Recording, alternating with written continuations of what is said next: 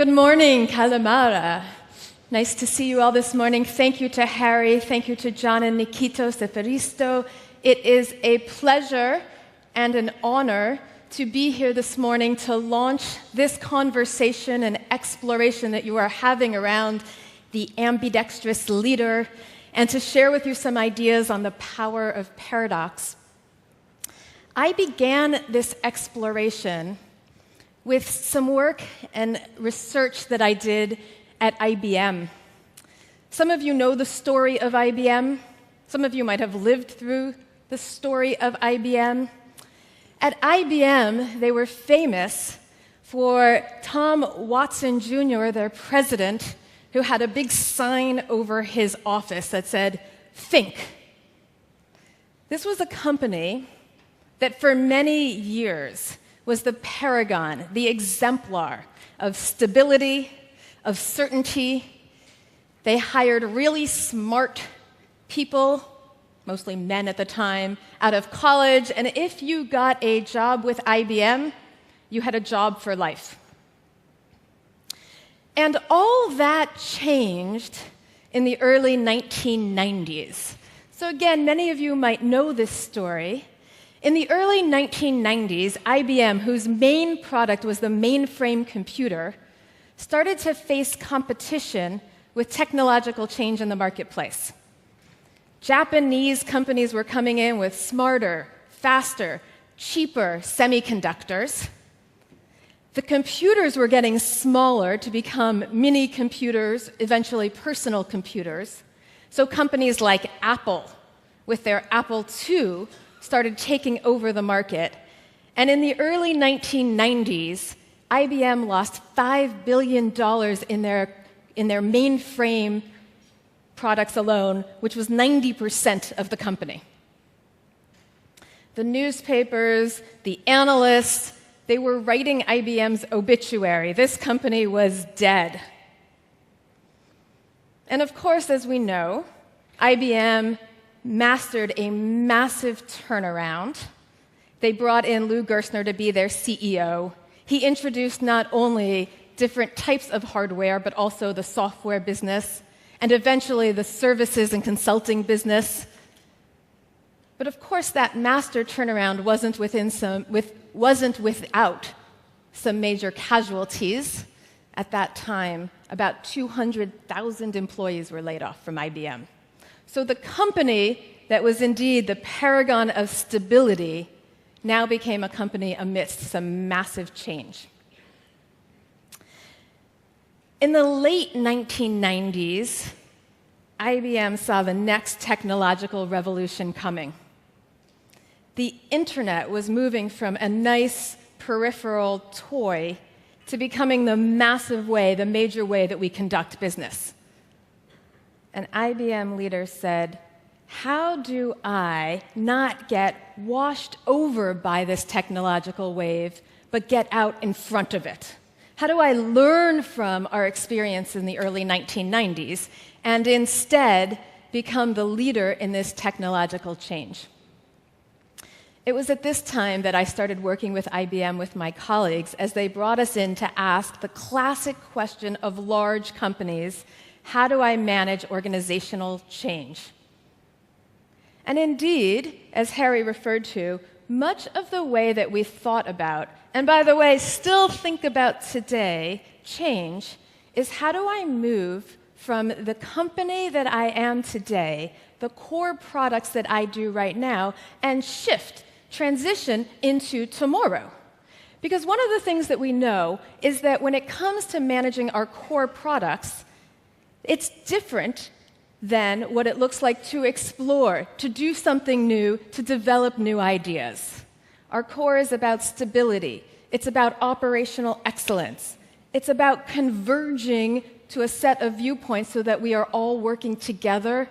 It's about the short-term results, where in contrast, exploring new worlds, as we know, is about innovation and experimentation and new ideas, divergent, varied thoughts that we're all going to come together to develop something new and novel. It's about the long term. And so managing our core, what we do today, managing for stability, not only is different than managing the explore, it's also contradictory, inconsistent.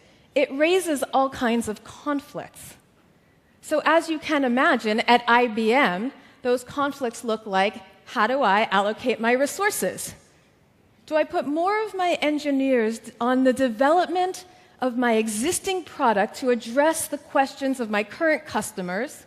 Or do I shift more of these engineers into developing this novel product that we are taking a risk on and don't even know if it's successful in the marketplace? And by the way, that tension also emerges in the question of identity. Who are we as a company? Are we, as we have always been, a hardware company?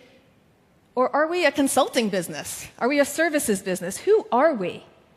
And so the core and the explore, today and tomorrow, the existing world and the new world, not only are quite different from one another, they also are embedded in this tug of war, this competition. So, like many companies, like many of the ways that we teach as management professors to think about change, we think about how do we move from the core and enter into the explore. Those of you that know the classic 1990s management book, Built to Last, Collins and Porras, the image that they use for this, the metaphor they use, is the metaphor of a bus. Figure out where you're going, where your bus is moving, and then get people onto that bus quickly. Whoever's not on the bus, they just get left behind. And this is the way that we teach, and this is the way that we think about change in the management world. And as Harry just mentioned, one of the first things that we realized as we were working with IBM at that time is that this is the wrong question. That it's flawed. And it's flawed or problematic because the core does not immediately shift. The explore does not immediately shift to the core. We don't just change. We don't just leave behind the past. At IBM, their client-server world in this internet age persisted for over 20 years and continues to do so today. We are not just shifting, but we have to live in a world where today and tomorrow occur simultaneously, where both have to happen in order for the organization to be successful and sustainable over the long term, where the resources of today continue to invest and enable possibilities for tomorrow, where the energy for tomorrow motivates what we continue to do today. We have to live in both worlds. And that's a very different challenge than living just in the core or just in the explore.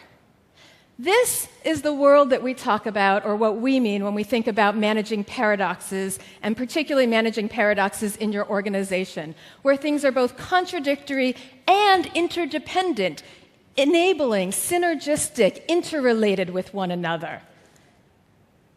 I have to tell you, when I first started talking about paradox as a core concept for organizations, for executives, for leadership, most people looked at me and said, "Don't go there."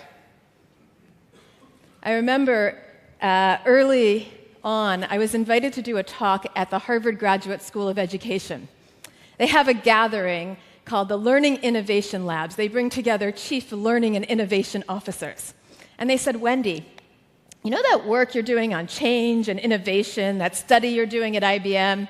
Come talk to us about ambidexterity, about managing duality, about change. But you know that idea of paradox? Don't bother. Don't go there." Because the idea of paradox just doesn't resonate in an executive world. Paradox is a word started right here in Greece.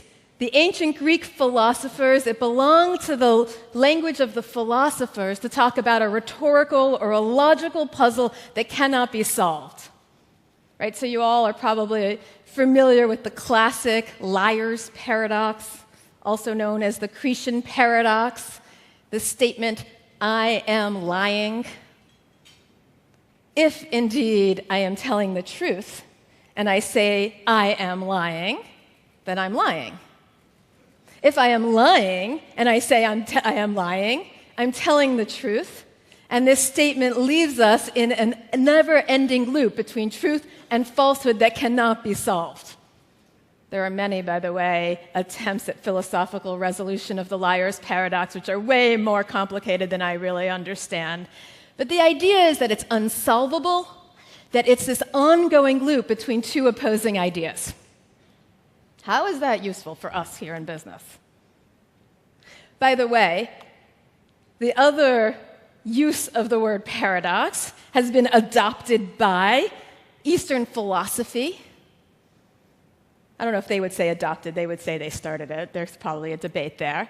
But the idea, right, those of you who have ever seen Lao Tzu's the Tao Te Ching, the Tao starts off with saying, the Tao that is written is not the real Tao.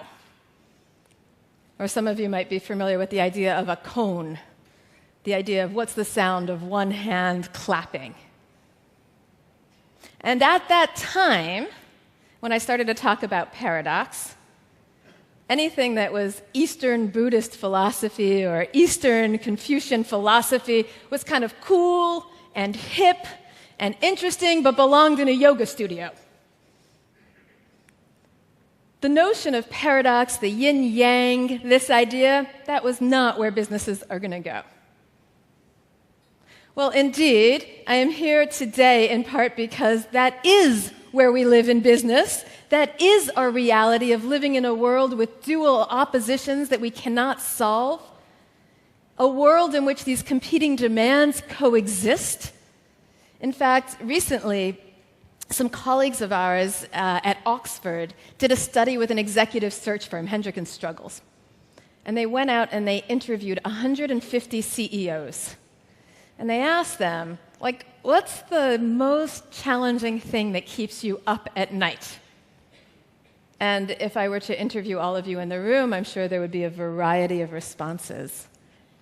But the one thing that they noticed in the nature of all of these responses is that they were being kept up at night by a variety of competing demands that they had to live within, that they could not separate, that they could not solve, that they had to engage with. In the work that I do with my colleague Marianne Lewis, we've identified 3 core strategic paradoxes that happen across all organizations, or that exist in all organizations. The first being this notion of core versus explore, today versus tomorrow, the core tension that we saw happening at IBM. The second being this idea of the global versus the local. Is my organization going to be integrated, unified at the global level, my multinational, or do we have to address and engage local distinction, local unique elements? I've studied Gore. I don't know how many of you are familiar with Gore. You might actually have some of their products. Gore is a product organization that figured out the polymer for Gore-Tex, which is now in military equipment and medical devices and dental floss and guitar strings. And one of the key challenges that they faced is that when they were a 200-person engineering organization, everybody knew everybody, and innovation happened in what they talked about as the power of small teams. Things were local, things were on the ground.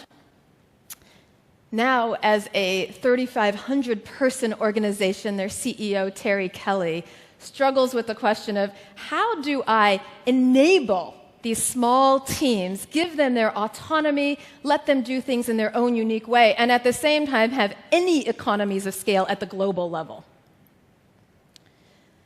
The third of these strategic paradoxes we talk about as the tension between profit and passion, mission and markets, shareholders and stakeholders, focusing on what we need inside the organization and focusing on the broader community around them. And we have had conversations with Paul Pullman at Unilever.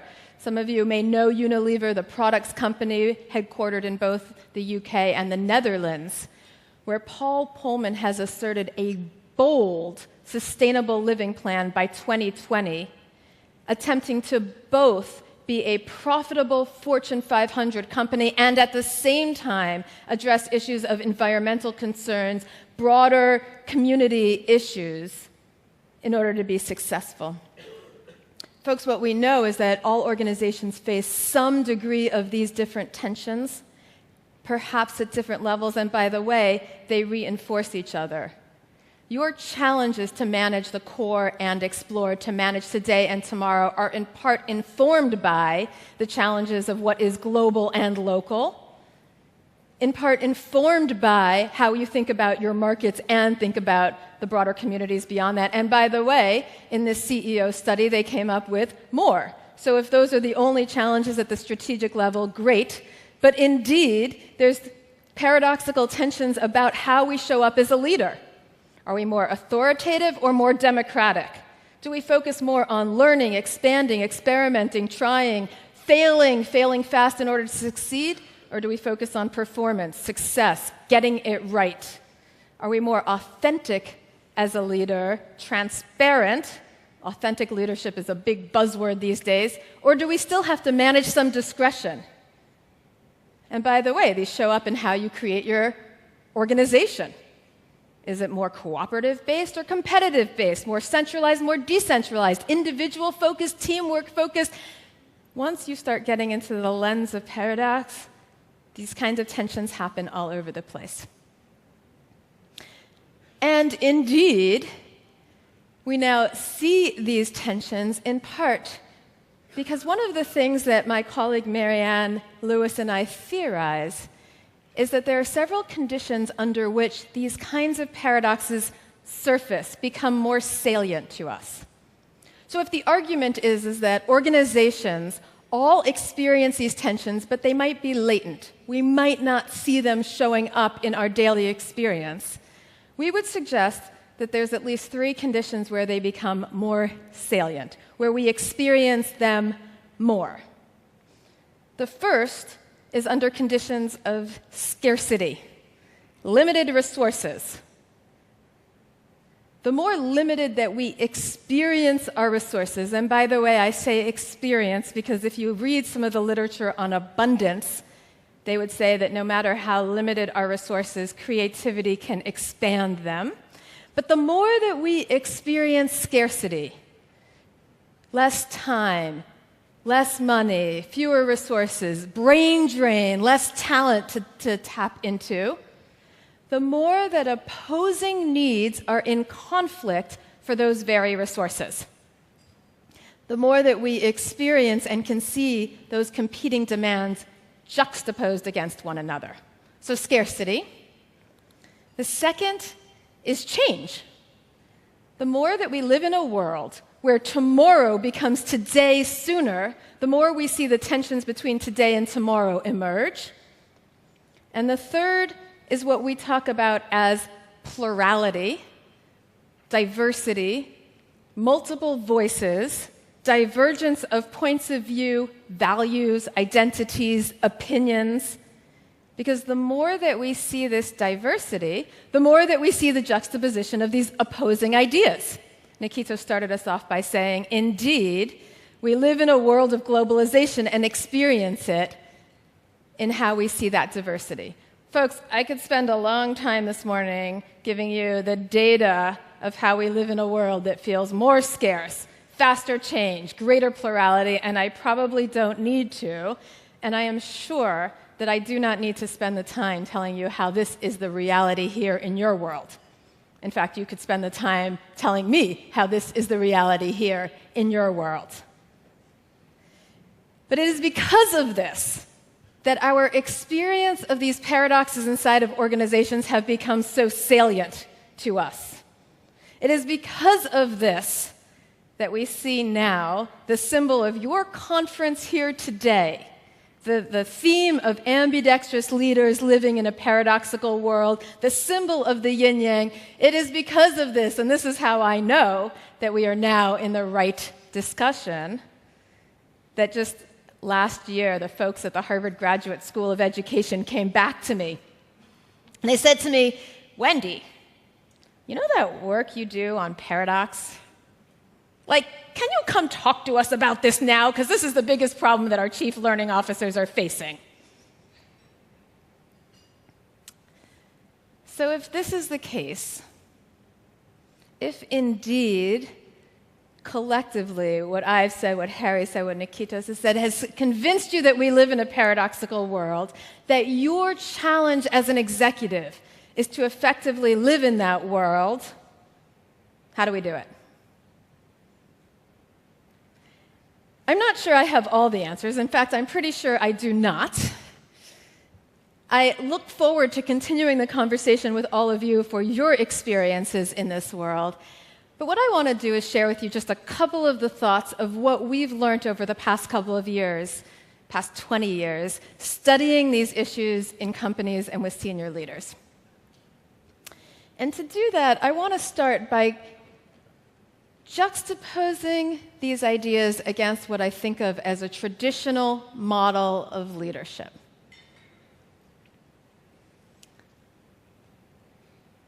Predominantly, when we are faced with competing demands, the first thing that we do is think about this as a dilemma, a trade-off, a competing tension, an either-or.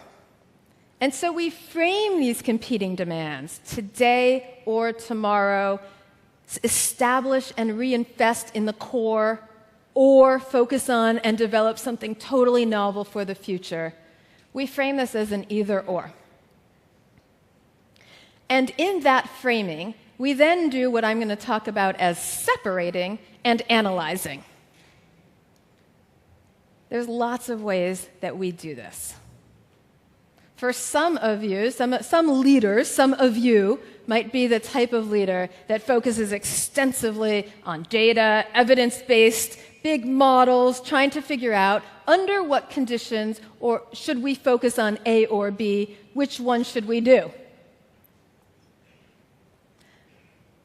Some leaders, some of you might be the kind of leader who makes a decision by going with your gut, that kind of instinctual decisions. What the decision-making people actually know and have studied is that, for the most part, great leaders actually go with their gut and use all the data to rationalize and justify their gut. But whatever the process is, big pro-con list, however you get there, the idea is that you take these two things, you pull them apart, you identify how they are distinct from one another, the conditions under which each is effective, and you analyze this to end up with making a choice. What is the choice that you're going to make? Folks, for those of you that went to business school, this is how we teach in business. This is how I often teach in business school. Here's a case, here are the options, which one should you choose and why? There's not one right answer, but justify your answer and make a choice. And we do this across all kinds of competing demands. It is a form of decision-making that is not only pervasive, it's also incredibly emotionally helpful. In the context of a decision, a dilemma, there is a lot of uncertainty. And uncertainty leads to anxiety, it leads to vulnerability. So when we make a choice, we have diminished that vulnerability or that anxiety. And not only do we tell leaders to make a choice, but then to be consistent and bold in what they've chosen. Again, this is pervasive, this is dominant, and this is flawed. And the reason that it's flawed is because in the context where you're dealing with competing demands that indeed are in this ongoing loop, that are intertwined, that are unsolvable, as soon as you make a choice to focus just on one of these demands, the alternative defensively reacts and pulls the other way and leads us into a downward spiral. So let me give you an example of what I mean by this. Some of you might know the company Lego. Some of you, like in my house with my 10-year-olds and 5-year-olds, might step on Legos consistently. Lego, like IBM, started out with a classic story of change, which is to say that Lego was a family company started in Billund, Denmark at the turn of the century, and they figured out brilliantly the idea of the interlocking brick. And they figure they have the formula. And were incredibly successful, top of the market in the toy industry. And as we know, when we study change, the greatest impediment to change is success. The more successful we are, the more inertia, the more limited that we actually can make change into the future. And Lego fell right into this dilemma, into this trap. So when the internet started coming along, when chips and semiconductors came along, and toys moved from anything manual into every toy had to have a sound or do something or have a chip in it, or when kids started playing more on video games than they did with manual things, Lego's profits started to decline. The story goes, the way I understand it, is that they were so resistant to change that George Lucas, Star Wars, came to Lego's senior leadership multiple times and said, "Hey, what do you think about co-branding?" No, we got this Lego thing, go do your Star Wars somewhere else. And they kicked him out of their board meeting multiple times with this idea. And so, as other companies that resist change, Lego started to decline pretty significantly. Lego, however, before they hit the massive downfall like IBM, woke up and realized that this is going to be a problem. And so Lego actually did the absolute opposite. Realizing that they had been constrained in all of their innovation, they opened up and said, "All right, folks, this is going to be innovation like you have no idea," and swung completely back in the other way to introduce every kind of textbook innovation you could imagine. This was the time when they started opening up their Legoland theme parks. This was the time, and folks, I am always just so sorry I missed this small window of opportunity. At this time, you could take a picture of your house, send it into Lego, and they would send you your own unique box of Legos to build your very own house. Anything went at that time. And this is what almost sunk the company. Their costs were so high with innovation gone wild, they started to lose 26% of their revenues a year, losing billions of kroners, almost at the brink of extinction from over-innovating. And it was at this point that they brought in their new CEO, Jörg von Nippenberg, and they realized that what they had to do was to live in a world that was both innovative but with some discipline, and with some discipline. Disciplined innovation, simple rules to keep them living in the balance between new ideas and the existing world. And so they developed things like there is only a certain percentage of new bricks you can put in any box.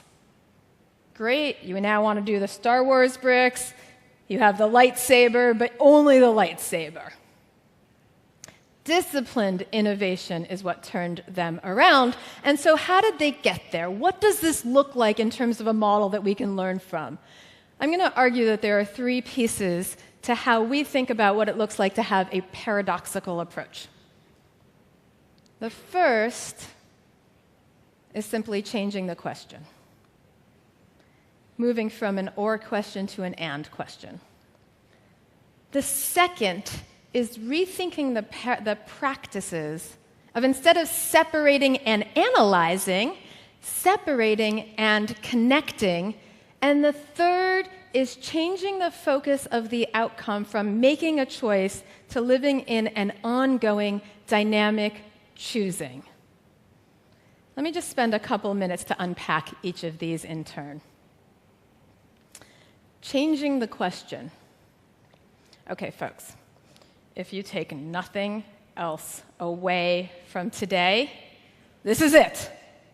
Just this. Psychologist Paul Watzlawick once famously said, "The problem is not the problem is how we see the problem." We know from studies that the way that we frame a question provokes very different ways that we think about the answers. And so if we are framing an or question, then the answer is making a choice between the or. If instead we are framing an and question, how do we engage both today and tomorrow? How do we strengthen the core and explore? Then we send ourselves off to the creative world of trying to figure out how that's possible. There was a great study in the 1960s where psychiatrist Albert Rothenberg asked the question, how is it that great geniuses come up with their breakthrough ideas? So he started to study the work of geniuses like Einstein and Mozart and Picasso. And what he found was that at their core, these great breakthrough ideas came from these geniuses bringing together competing ideas and asking, how is that possible?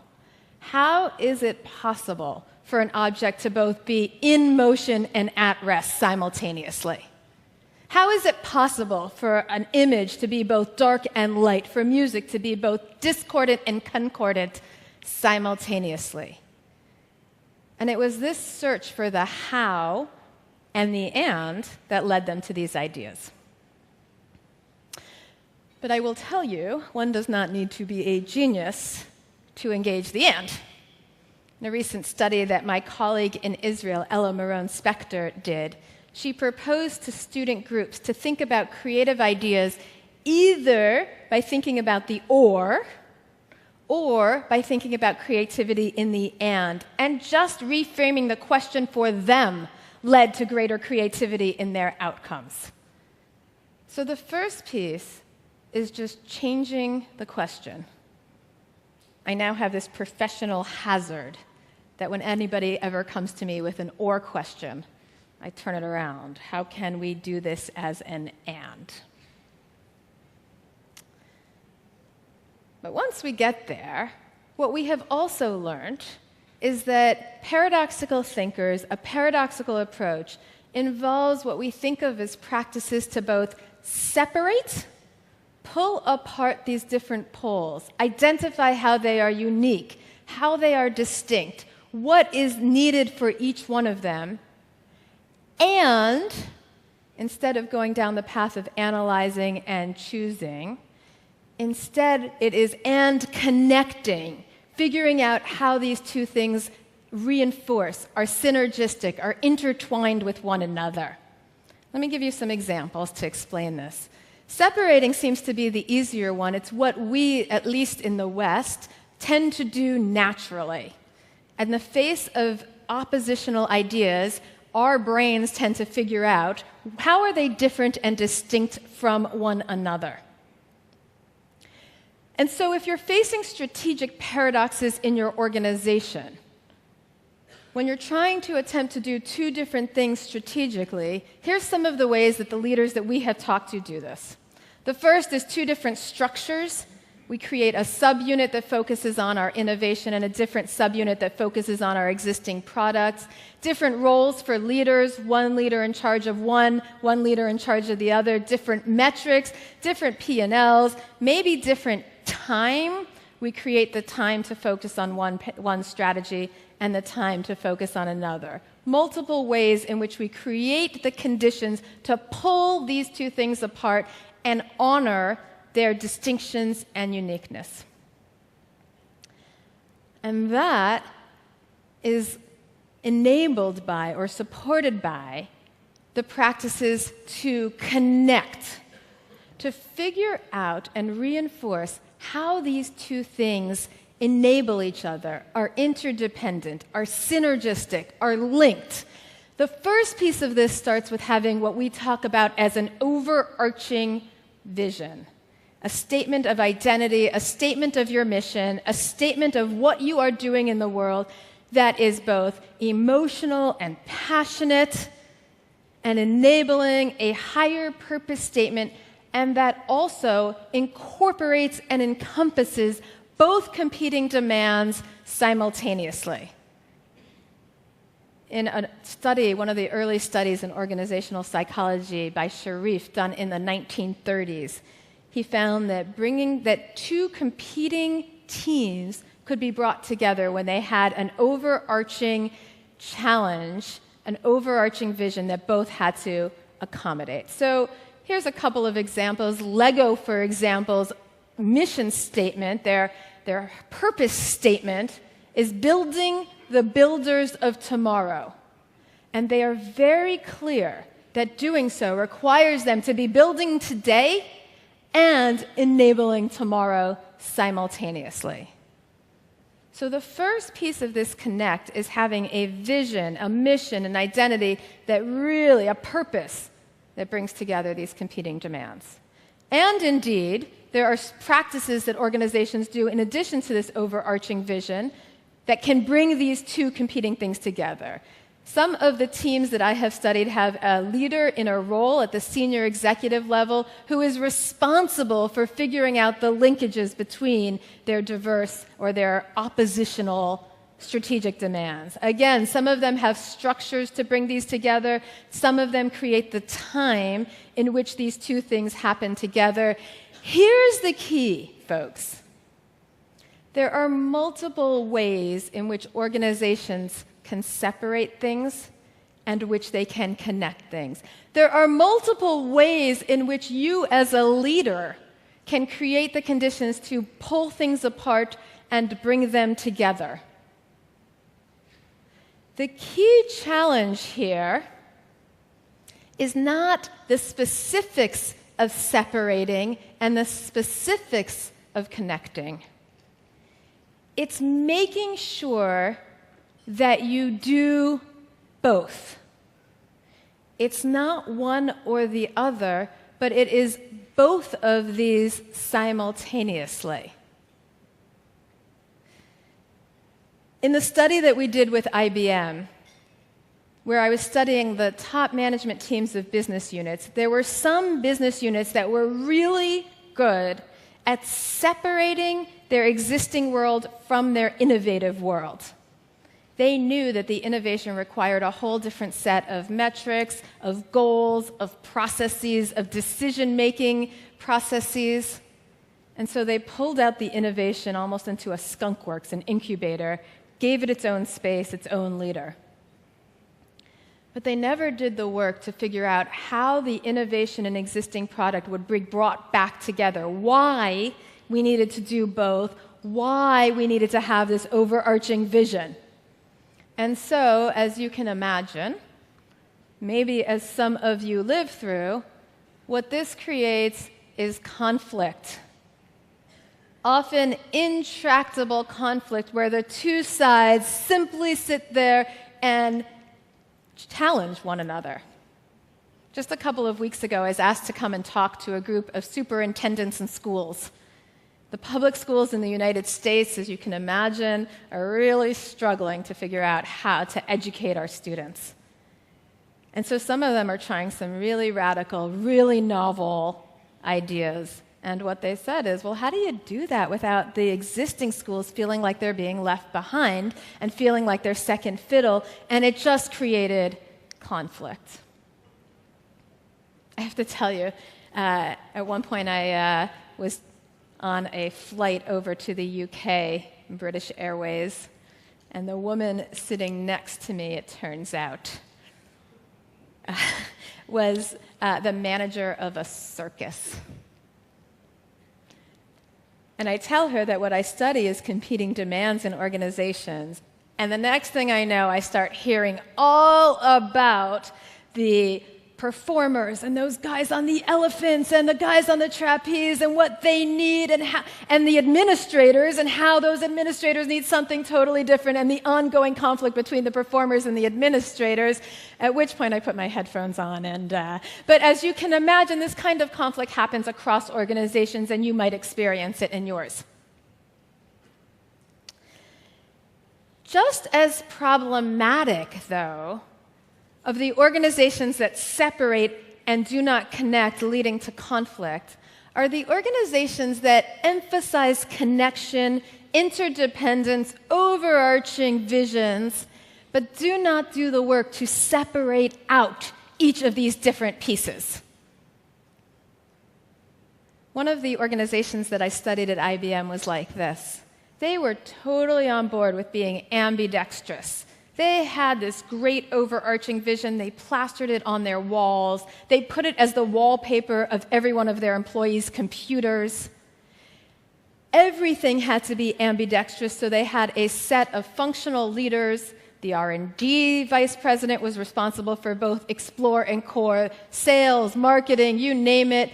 In their meetings, they were talking about both. But they did not do the work to figure out how innovating, how their new, novel products required a very different set of structures and practices in comparison to the core. And what that meant was that their innovation was being subject to the same decision-making practices, to the same metrics, to the same expectation of ROI as their existing product. And as you can imagine, folks, the innovations just suffered under this.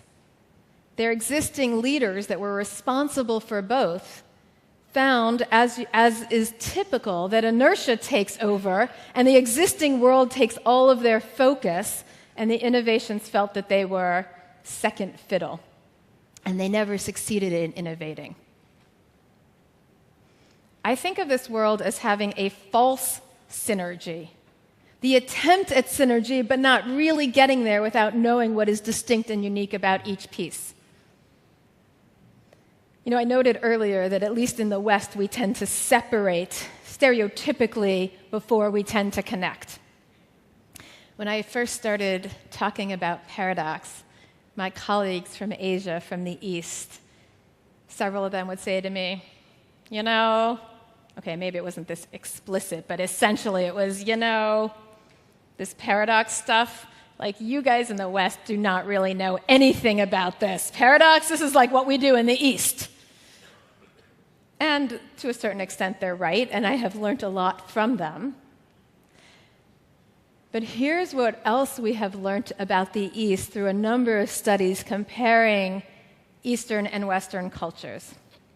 Stereotypically, and again, stereotypically, in the East, there is such an emphasis on harmony, on the middle way, on the integration of opposites, that oftentimes in that culture, they tend to connect without separating, and the person or the idea or with the most power wins out, this false synergy. And so what we've learned is that effectively managing competing demands requires both separating and connecting, pulling apart and bringing together. Folks, here's the challenge. Managing paradoxes is paradoxical.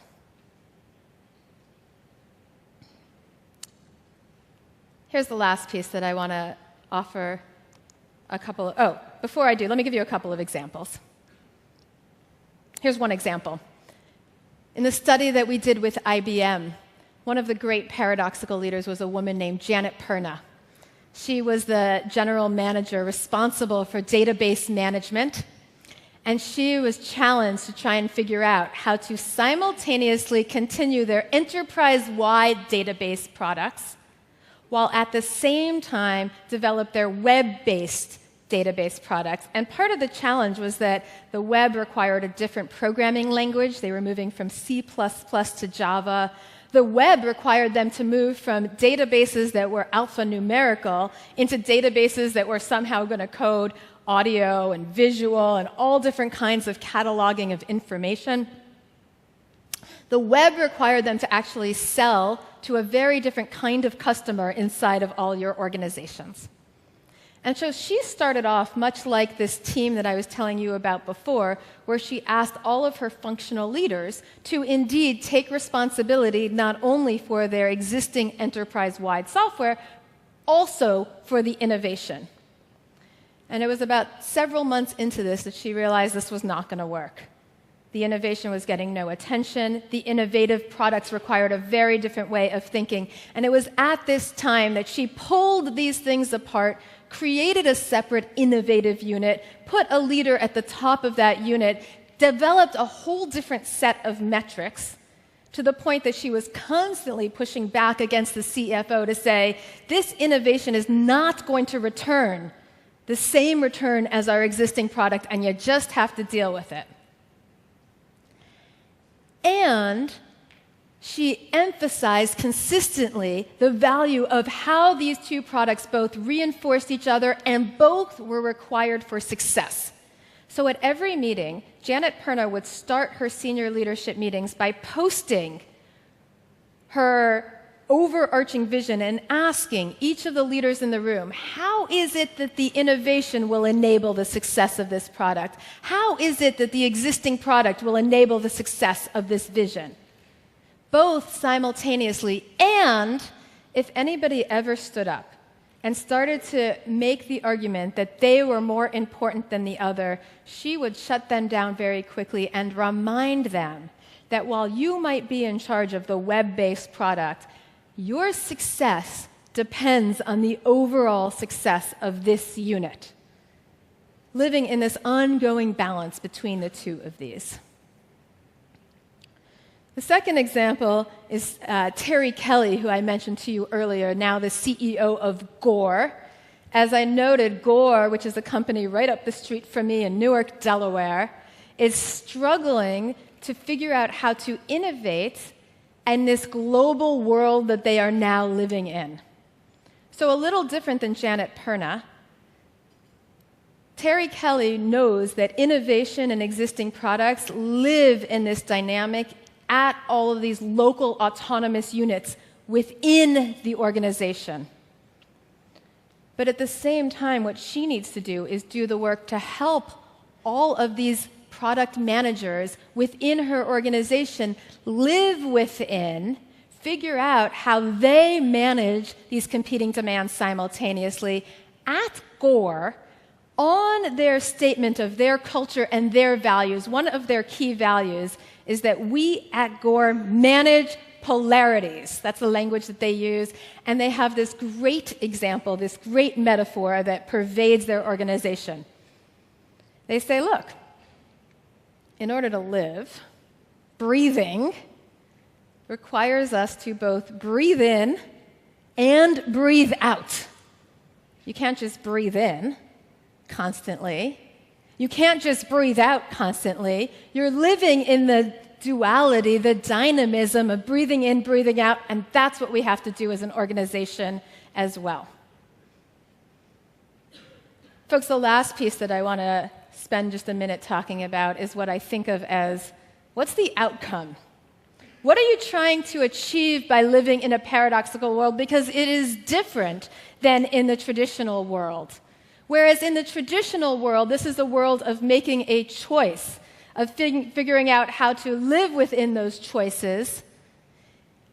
In the world of paradox, you're living in a much more dynamic experience. Part of what you are trying to achieve might be this creative integration.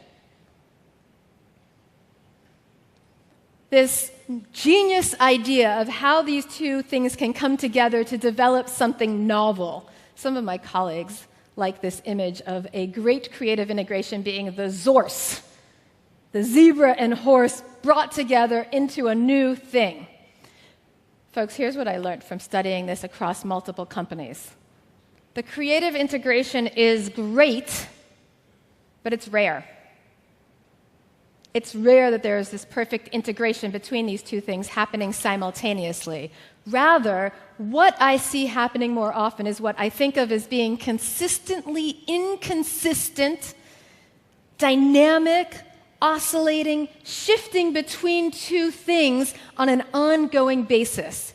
It's making choices and constantly shifting those choices. The image that I think of in this way is the tightrope walker. To go forward, you're constantly shifting between left and right. For those of us that don't walk tightropes between high buildings in New York, it may be that a better image for you is the bicycle. Going forward on a bicycle requires you to oscillate on a nuanced, micro level constantly between two competing demands. And so what you are doing is not making a choice, figuring out a balance, something that is static, something that is the great solution. You are not solving these competing demands. You are not resolving the dilemma. You are living in a world of balancing, of choosing, of ongoing accomplishment to try and figure out how to constantly juggle these competing demands. And that's hard. That's challenging. I, again, have this professional hazard that when somebody says, what is the right balance between A and B? I often want to say, no, this is about balancing a dynamic over time, shifting and oscillation, and that leads to a lot of uncertainty and a lot of vulnerability, and that is the world that we are living in here as executives. Folks, what we have learned about leveraging paradox are these three simple rules. Changing the question, separating and connecting, developing a dynamic path forward.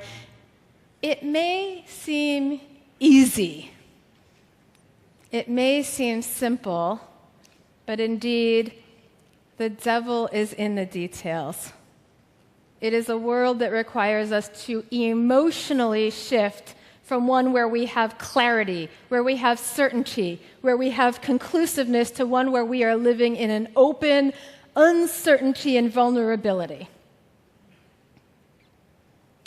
In the most recent study that I did with my colleagues, we developed a scale to assess the extent to which we have the capability to think paradoxically, to adopt a paradoxical approach. We actually, for those of you that are interested, we are putting this scale online as we speak, making it free and available. If any of you are interested, it'll go online in the next couple of months.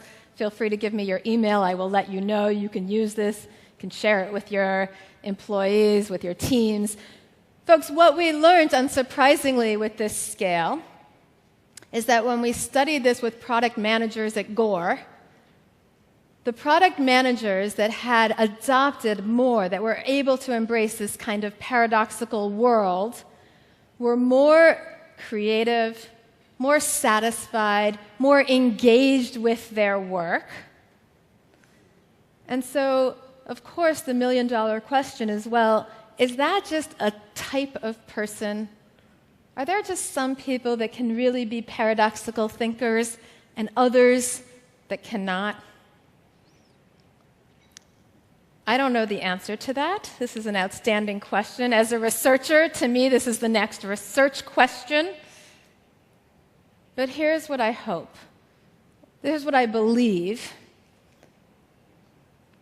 That if the world that we are living in today requires us to face these kind of complex, competing demands that are both contradictory and interdependent, then it's my hope that we can all become just a little better in dealing with these kind of paradoxical challenges.